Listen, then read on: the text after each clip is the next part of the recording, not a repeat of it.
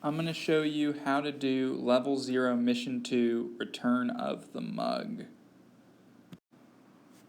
So in the problem setup, we're told there's a mug sitting on a table, and Jerry is pulling on it to the left, and Samantha is pulling on it to the right.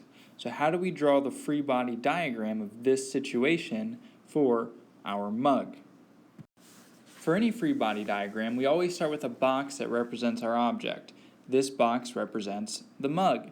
Now we need to ask, what forces are pushing and pulling on the mug? Are any forces pushing or pulling to the left? Well, yes, Jerry is pulling to the left. So we'll draw an arrow and we will label it with something that tells us what it means. So I will call it FJ for Jerry. And then to the side, we need to say what that means exactly. So we need to write Fj is the force of Jerry on the mug. Now the way this is written is very important. We wrote it as force of Jerry, the one who's pulling on the mug, the object that our free body diagram represents. Awesome. So we've got one force. Is anything pulling to the left? Remember, Samantha is pulling to the left. So we'll label this F, and I'll say S for Samantha. And so we put it over here, Fs, force of, I'll say Sam, short for Samantha, on the mug. Force of Samantha on the mug. Great. Any up forces? Is anything pushing up on the mug? Well, remember, our mug is on a table. The table is pushing up on the mug. So the table, there should be an up arrow. I will say F-T. T meaning table. So then we go over here and we say F-T. Force of table on mug. Force of table on mug. Excellent. Notice that every single one of these is on the mug, on the mug, on the mug. Sweet. Any down forces? Does anything pull the mug down? Well, why is the table pushing it up?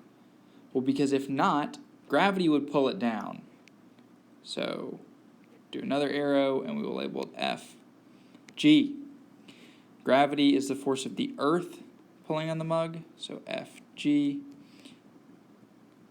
Force of earth, or gravity, on the mug. There you go. And let me just note that this is gravity, so you can see. Gravity. Force of earth on mug. This is how the free body diagram should look. You may have different names for your arrows. I name them FT, FS, FG, FJ, because they remind me what object is pulling on the mug. But they should all be listed like this. So that's number one. Let's look at number two. In number two, we're told that our mug is now on top of a book on the table. Samantha and Jerry are gone. They're nowhere to be seen.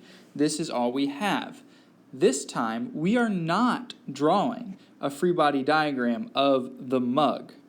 No, we are drawing a free body diagram of the book. So we need to think about the forces that are pushing and pulling on the book, not the mug. So let's draw our free body diagram. Like always, we start with a box. This box represents the book, remember? So are any forces pushing up on the book? Well, why doesn't the book fall to the ground? What's pushing it up? The table. So we draw an arrow, we say F, T, and we're going to label that force of table on what?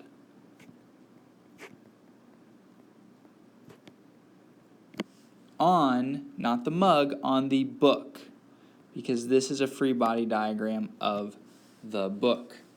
Is anything pulling down on the book? Or pushing down? Well, what's on top of it? The mug. The mug is on top of the book. The book feels weight from the mug on top of it. That's a down force. I'm going to say M for mug. You can call it whatever you want. Fm is force of mug on book. It's a free body diagram of the book. Our forces should be on the book. Well, is there anything else? Is there anything else pulling down on the book? Well, this might not seem obvious, but remember last time the force of the earth on the mug? Does the earth pull on the book too? Yeah, gravity pulls on everything. So this book has some weight. That's gravity, Fg, which is the force of the earth on the book. There you have it. Are there any more forces? No. The only thing pushing up on the book is the table. It's the only thing that's touching it from the bottom. The only thing pushing down on it from above is the mug. The mug pushes down. And also gravity. Gravity pulls it down because the book weighs something. So that's number 2. Let's see if we can figure out number 3. In this example, we're told that the mug is being lifted in midair by some sort of string. So the string I drew in blue, and we know it is lifting the mug up and nothing is touching it below, just midair. So how do we draw the free body diagram of the mug? Well, again, we start with a box and we ask, is anything pulling up on our mug? Well, what's pulling it up? The string. So up arrow, and we say force of, I'm going to say S for string. And then we write it off to the side, just like always, force of string this time on mug. You might be thinking, hey, I notice a pattern here. Good. There is always a pattern. We draw an arrow, and then we label the arrow, force of string on mug. There we go. Now we need to say, are there any down forces?